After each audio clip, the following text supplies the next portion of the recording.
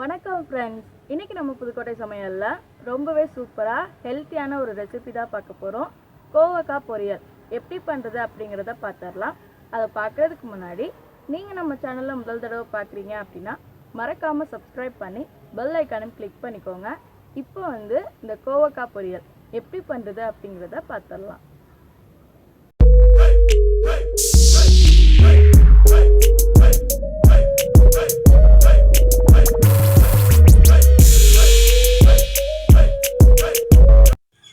கோவக்காய் பொரியல் இப்போ செய்ய ஆரம்பிச்சிடலாம். அடுப்பில் ஒரு பேன் வச்சுருக்கேன். அதில் ஒரு ஸ்பூன் அளவுக்கு பட்டர் சேர்த்துக்கிறேன். இப்போ நம்ம சேர்த்துருக்க பட்டர் நல்லா உருகி வரட்டும்.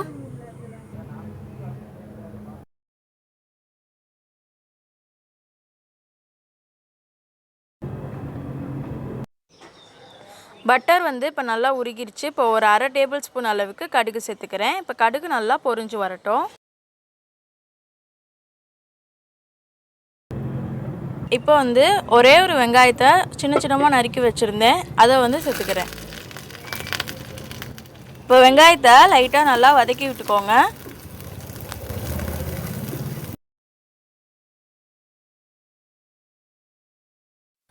வெங்காயம் பார்த்திங்கன்னா நல்லா வதங்கிடுச்சு. இப்போ ஒரு 1/4 கிலோ கோவக்காவை இந்த மாதிரி சின்ன சின்னமாக நறுக்கியிருக்கேன். ரெண்டாக அதை சேர்த்துக்கிறேன். சில கோவக்காய் மட்டும் லைட்டாக பழுத்துருச்சு. இப்போ ஒரு 5 நிமிஷம் நல்லா வதக்கி விட்டுக்கோங்க.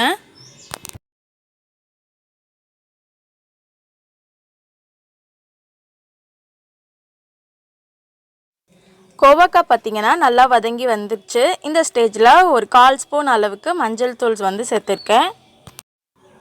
இப்போ ஒரு அரை ஸ்பூன் அளவுக்கு ஜீரகத்தூள் சேர்த்துருக்கேன். இப்போ ஒரு அரை ஸ்பூன் அளவுக்கு மிளகுத்தூள் சேர்த்துக்கிறேன். இப்போ பார்த்திங்கன்னா பாவு பச்சி மசாலா எடுத்திருக்கேன். இதில் ஒரு ஸ்பூன் அளவுக்கு சேர்த்துக்கிறேன்.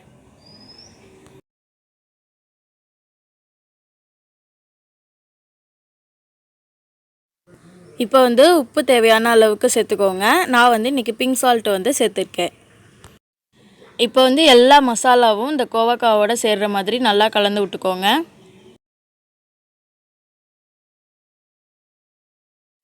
மசாலாவோட பச்சை வாசனை எல்லாம் போகட்டும். அது வரைக்கும் ஒரு 5 நிமிஷம் வரைக்கும் நல்லா ஸ்லோ ஃப்ளேமில் வச்சு வேக வச்சுக்கோங்க. இப்போ பார்த்தீங்கன்னா ஒரு 5 நிமிஷத்துக்கிட்ட ஆயிடுச்சு. நான் ஒரு 1/4 டம்ளர் அளவுக்கு தண்ணி சேர்த்துக்கிறேன். இது பெரிய டம்ளர். இதில் ஒரு 1/4 டம்ளர் இல்லைனா ஒரு அரை டம்ளர் அளவுக்கு தண்ணி சேர்த்துக்கோங்க. எனக்கு 1/4 டம்ளர் சரியான அளவாக இருந்தது. இப்போ இதை நல்லா கலந்து விட்டுக்கோங்க. கோவக்காய் நல்லா வெந்து வர்றதுக்கு தான் இப்போ நம்ம தண்ணி சேர்த்துருக்கோம். இப்போ நல்லா கலந்து விட்டுட்டு ஒரு 10 நிமிஷம் நல்லா வேக வச்சுக்கலாம். இப்போ பார்த்தீங்கன்னா நம்ம கோவக்காயில் தண்ணி சேர்த்துருந்தோம்ல, அது எல்லாமே வற்றி சூப்பராக கோவக்காய் வெந்து வந்துடுச்சு. இந்த ஸ்டேஜில் ஒரு 4 ஸ்பூன் அளவுக்கு தேங்காய் துருவல் எடுத்துருக்கேன். ஒரு கைப்பிடி அளவுக்கு இருக்கும், அதை சேர்த்துக்கிறேன். இப்போ இதை நல்லா கலந்து விட்டுட்டோம் அப்படின்னா கோவக்காய் பொரியல் ரெடி.